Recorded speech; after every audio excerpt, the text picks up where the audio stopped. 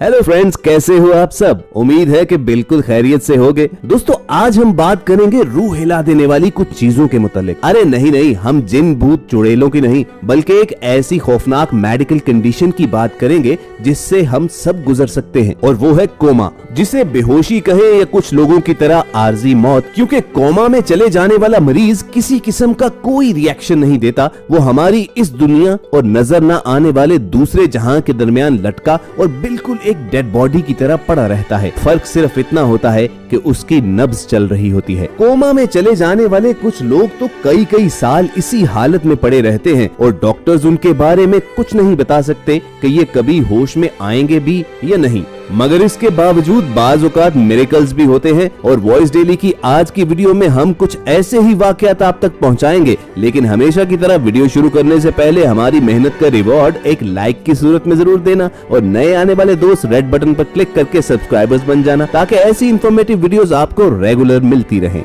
Martin Pistorius 1975 को south Africa में पैदा हुआ, और 1988 में जब वो 12 साल का था तो एक दिन वो ये कहकर स्कूल से छुट्टी लेकर घर आ गया कि उसका गला खराब हो रहा है। एक ऐसी आम बीमारी जिसका इलाज सादा सी दवाई से कर लिया जाता है। मगर मार्टिन फिर कभी स्कूल वापस न आया।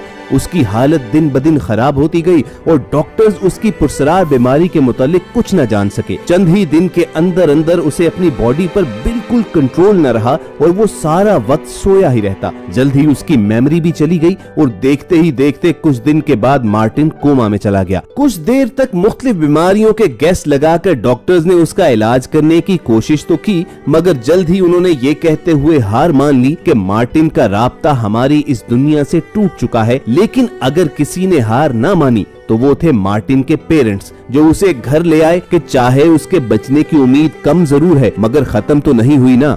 दोस्तों, मेडिकल हिस्ट्री हमें बताती है कि कोमा में चले जाने वाले लोग ज्यादा देर जिंदा नहीं रहते, मगर अंदाजों के बरक्स मार्टिन बहुत लंबा अरसा कोमा में पड़ा रहा। जी हाँ, पूरे 10 बरस। और जब हर कोई ये समझ रहा था कि मार्टिन एक डेड बॉडी से ज्यादा कुछ नहीं है जिस पर बाहर की दुनिया का कोई असर नहीं होता, तो मार्टिन बताता है कि बीमार होने और कोमा में चले जाने के कुछ देर बाद ही वो सब कुछ महसूस कर सकता था। उसे मालूम होता था कि उसके इर्द गिर्द क्या हो रहा है। बस वो ना तो आंखें खोल सकता था और ना बोल पाता था। उसे एक ख्वाब सा महसूस होता था कि जैसे वो किसी ऐसी जगह पर है जहां उसके इर्द गिर्द आग उगलते हुए ड्रैगन मौजूद हैं, मगर कोई उसे बचा नहीं रहा। लेकिन जब वो 17 साल का हुआ तो एक दिन मार्टिन ने आंखें खोल ली। उसकी याददाश्त भी वापस आना शुरू हो गई, लेकिन अभी भी वो बोल नहीं सकता था। उसे यूं लगता था जैसे वो एक भूत है जो सामने होने के बावजूद नजर नहीं आता और लोग अपने कामों में मस्त रहते हैं। मार्टिन खामोश नजरों से सबको बस देखता रहता। उसने बाद में बताया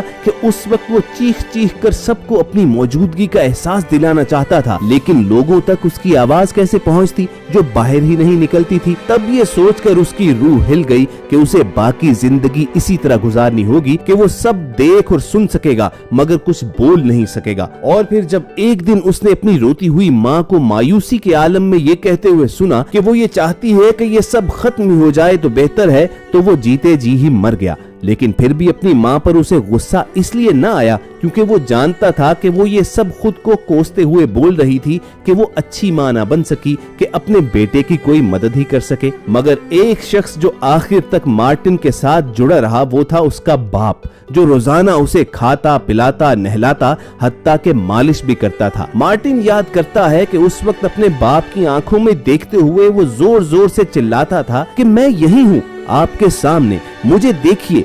लेकिन उसकी आवाज तो उसके अंदर ही कहीं गुम थी और उसका बाप बस ये समझता कि मार्टिन खाली नजरों से उसे देखी जा रहा है। अगले 8 साल तक ऐसा ही चलता रहा, मगर फिर एक दिन जब मार्टिन 25 बरस का हो चुका था तो एक डॉक्टर ने ये नोटिस किया कि थेरेपी के दौरान मार्टिन कभी मुस्कुराता है तो कभी मानीखेज नजरों से उसकी जानिब देखता है, जैसे वो डॉक्टर को कुछ बताने की कोशिश करता है कि उसका दिमाग हाजिर है। मार्टिन को फौरी तौर पर यूनिवर्सिटी ऑफ प्रिटोरिया के ऑल्टरनेटिव कम्युनिकेशन सेंटर में भिजवा दिया गया, जहाँ उसने मुख्तलिफ टेस्ट पास किए और ये साबित हो गया कि वो मुकम्मल होशो हवास में है। अपने बेटे की हालत में बेहतरी आने का सुनकर मार्टिन की मां ने अपनी जॉब छोड़ दी और अगले 2 साल तक एक स्पेशल कंप्यूटर प्रोग्राम तैयार करने में मदद की, जिसकी मदद से अब मार्टिन गुफ्तगू कर सकता है। वो कीबोर्ड से अपने अल्फाज मुंतखब करता है और लैपटॉप उसके बिहाफ पर बोलता है। Hello, I would like to introduce myself. My name is Martin Pistorius.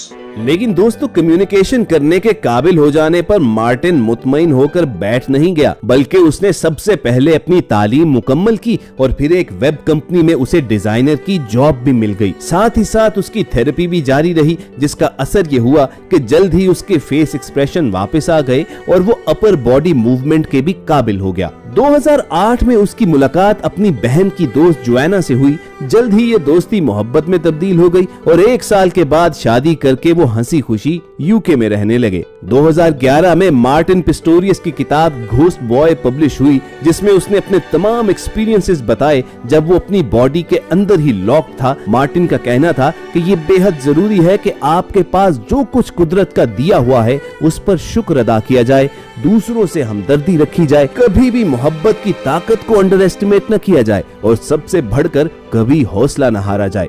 अब दोस्तों, मार्टिन की कहानी चाहे कितनी ही हैरान कर डालने वाली क्यों न हो, लेकिन ये अपनी नौयत का कोई पहला वाकया नहीं है। 2007 में पोलैंड का जॉन ग्रिजेप्स्की नाम का रिहायशी 19 साल कोमा में गुजारने के बाद होश में आया। जी हाँ दोस्तों, आपने बिल्कुल ठीक सुना, 19 साल। जॉन की उम्र जब 46 बरस थी और वो रेलवे में ट्रैकमैन की जॉब कर रहा था तो एक खतरनाक एक्सीडेंट में उसे शदीद चोटें आईं। उसे फौरी अस्पताल पहुंचाया गया, जहां डॉक्टर्स ने उसके घर वालों को ये अफसोसनाक खबर सुनाई कि जॉन कोमा में चला गया है और वो 3 साल से ज्यादा जिंदा नहीं रह पाएगा। लेकिन जॉन की बीवी ने उम्मीद का दामन न छोड़ा। वो उसे घर ले आई, रोजाना उसकी जरूरियात का ख्याल रखती, बल्कि मुसलसल उसके साथ बातें करती रहती, उसे खबरें पढ़कर सुनाती रहती। फिर एक रोज उसने महसूस किया कि जॉन की उंगलियों ने हरकत की है और उसकी आंखें भी हिली हैं, लेकिन डॉक्टर्स के मुताबिक ये महज इनवॉलंटरी कन्वल्सिव मूवमेंट थी और उनसे कोई उम्मीद लगाना बेवकूफी के सिवा कुछ नहीं।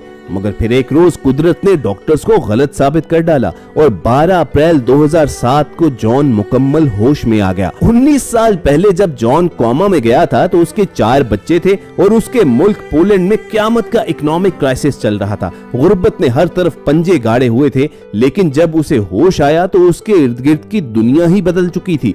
जॉन ने एक इंटरव्यू में बताया कि जब मैं कोमा में गया था तो उन दिनों दुकानों पर सिर्फ चाय और सिरके जैसी चीजें मिलती थी। गोश्त का हर फैमिली के लिए राशन मुकर्रर था और पेट्रोल के लिए लंबी लंबी कतारें लगाना पड़ती थी। लेकिन 19 बरस बाद होश में आने पर आज मैं बाजार दुनिया जहान की चीजों से भरे हुए देखता हूँ। जहाँ लोगों के हाथ में मोबाइल फोन्स हैं तो मेरा सर घूम जाता है और मुझे लगता है कि मैं हैरत से फिर न बेहोश हो जाऊं। सिर्फ यही नहीं, जॉन के होश में आने तक उसके छोटे छोटे बच्चे भी अब तो माँ बाप बन चुके थे और वो 11 पोते पोतियों का दादा बन चुका है। मगर जॉन का कहना ये है कि ये सब उसके लिए कोई खबर नहीं थी, क्योंकि उसकी बीवी रोज उसे फैमिली में होने वाली चीजों के बारे में बताती रही थी और वो कोमा में ये सब सुन चुका था। दोस्तों, डॉक्टर्स आज तक मार्टिन पिस्टोरियस और जॉन ग्रिजेप्स्की के इतने सालों बाद कोमा से बाहर आ जाने की वजह नहीं ढूंढ सके। शायद इन दोनों की विल पावर बहुत स्ट्रॉन्ग थी, या क्या मालूम कि मोहब्बत की ताकत ने उन्हें जिंदा रखा, या शायद ये महज एक मिरेकल था। आप इस बारे में क्या कहते हो? इसी सवाल के साथ आपको छोड़े जाते हैं। उम्मीद करते हैं कि आपको इस वीडियो से बहुत कुछ सीखने को मिला होगा, तो वीडियो को लाइक करके दूसरों के साथ शेयर करना मत भूलिए और ऐसी इंटरेस्टिंग वीडियोस फ्यूचर में हासिल करने के लिए रेड बटन पर क्लिक करके और बेल आइकॉन को प्रेस करके हमारे सब्सक्राइबर्स बन जाइए। जल्द आपसे फिर मुलाकात होगी। देखते और सुनते रहिए वॉइस डेली।